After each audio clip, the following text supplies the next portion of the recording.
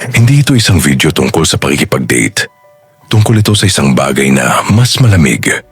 Tungkol ito sa kung bakit biglang nawawala ang nararamdaman ng mga tao sa paligid mo.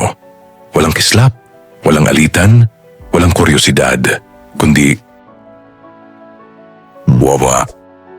Tingnan mo ang sarili mo. Hindi, seryoso. Tingnan mo. Nakikita mo ba ang refleksyon sa madilim mong screen ng telepono? Maligayang pagdating sa club ng mga social amoeba. Bukas ang pagpasok para sa lahat ng mababait na lalaki, mga simp, at mga babaeng matagal nang na-stuck sa friend zone na parang may permanenteng residency na doon. Ngayon, walang yayakapin. Ngayon, magsasagawa tayo ng bukas na operasyon sa ego. Walang anesthesia. Nakikita kitang nakatayo sa mga party, nakasandal sa pader na parang hindi maayos na naipon na IKEA shelf, paulit-ulit na nagre-refresh ng Instagram sa 50 beses, nagkukunwaring mas interesante ito kaysa sa mga tao sa paligid mo. Nakikita kita sa mga date, pinagpapawisan ng higit pa sa isang politiko sa harap ng isang komite ng investigasyon, desperadong naghahanap ng paksa ng pag-uusap na hindi tungkol sa panahon o sa nakakapagod mong trabaho sa Excel.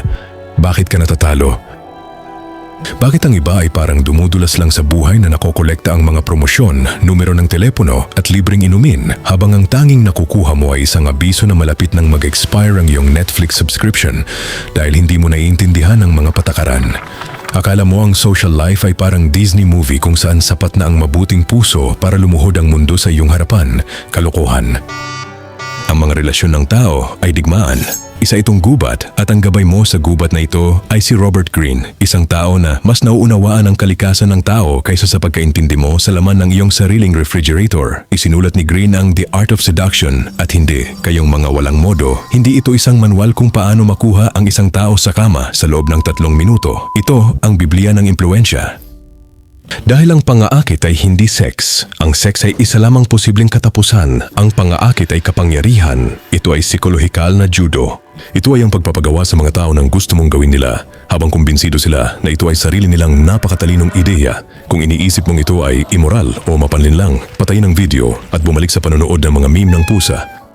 Ngunit kung pagod ka ng maging NPC sa sarili mong buhay, makinig kang mabuti dahil ngayon ipapaliwanag namin kung bakit ikaw ang sarili mong tagapagpatupad. Unang bahagi, ang kasinungalingang tinatawag na magpakatotoo ka lang at ang anti-seducer. Magsimula tayo sa pinakamalaking kasinungalingan na ibinenta sa iyo ng pop culture, ng iyong mga magulang at ng iyong mga guro. Magpakatotoo ka lang. Seryoso? Ang sarili mo? Paano kung ang sarili mo ay nakakabagot, neurotic, at masakit na lunod sa sarili?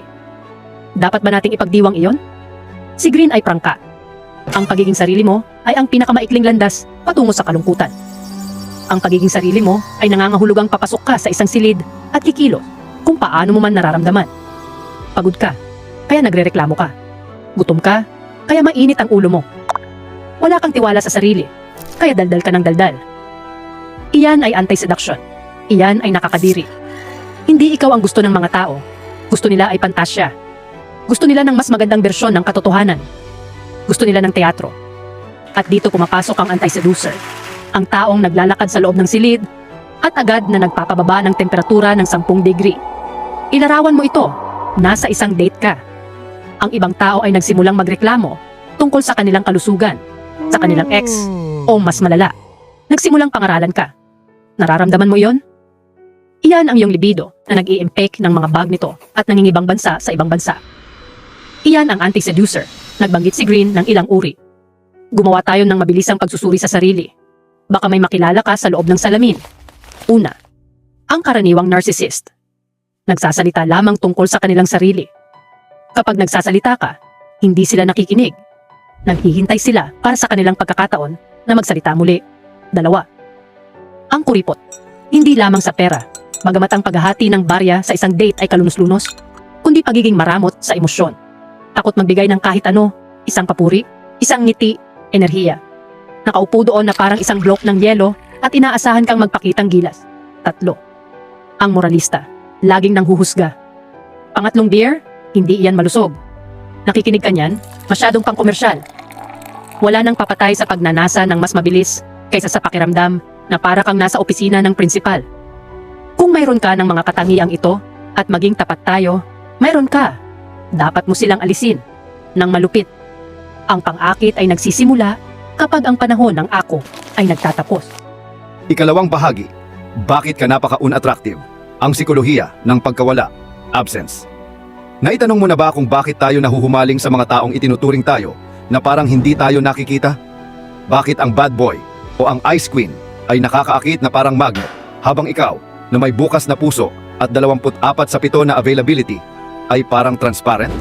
Ito ay simpleng sikolohiya at naiintindihan ito ni Green. Gusto ng mga tao ang mga bagay na hindi nila makuha. Tuldok. Ang lahat ay may daladalang butas sa loob, isang pagkukulang, tiwala sa sarili, pakikipagsapalaran, panganib. Ang seducer ay tumatayo sa harap mo at nagpapahiwatig ng walang salita. Nasa akin ang kulang sa iyo kung palagi kang available na parang libreng flyer sa supermarket. Walang rerespeto sa iyo. Hindi pinapahalagahan ng mga tao ang mga bagay na madaling makuha. Bawat text na, "Hey, kumusta?" Bawat mabilis na like, 3 segundo, matapos silang mag-post. Isinisigaw mo ang isang mensahe. Ang buhay ko ay walang laman. Pakiusap-punan mo ito. Masangsang iyan sa desperasyon. At ang desperasyon, ang pinakamabahong pabango sa mundo. Binanggit ni Green ang pagbabalik sa Golden Age. Naaalala mo ba nung bata ka pa? Kayang tumayo sa sarili, nabubuhay sa pantasya. Ang lahat ay isang laro. Nawala iyon sa mga matatanda. Sila ay naging lohikal, predictable, nakakabagot. Pinapanatili ng seducer ang kislap na parang bata. Mapaglaro, medyo irresponsable, misteryoso. Kapag ikaw ay masyadong lohikal, masyadong tama, pinapatay mo ang emosyon. At ang seduction ay emosyon. Dapat kang maging isang misteryo, isang pelikulang walang nakabunyag na katapusan.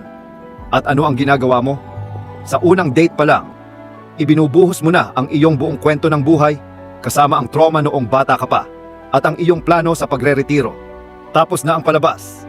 Ang mga manonood ay lumalabas na ng sinehan. Sige, tama na ang pagtawa sa iyong paghihirap. Oras na para sa mga solusyon. Ano ang holy grail ng pang-akit, seduction? Ayon kay Green, radikal na empatya. At hindi ang pag-iyak sa isang may sakit na kuting. Ito ay isang taktika. Karamihan sa mga tao, kabilang ka, ay hindi nakikinig. Naghihintay ka ng katahimikan para isingit ang sarili mong kwento. Nakakulong ka sa sarili mong bula. Paano kaya ang hitsura ko? Gusto ba nila ako? Kailangan kong bumili ng tinapay. Ang sikreto ay iwanan ang iyong sarili nang lubusan at pasukin ang diwa ng ibang tao.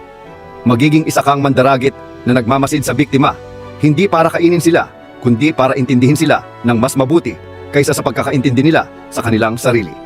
Pagmasdan ang lingwahe ng katawan, mga micro-expressions, at tono ng boses. Ano ang nagpapasaya sa kanila? Ano ang kinatatakutan nila? Nasaan ang kanilang mga insecurity?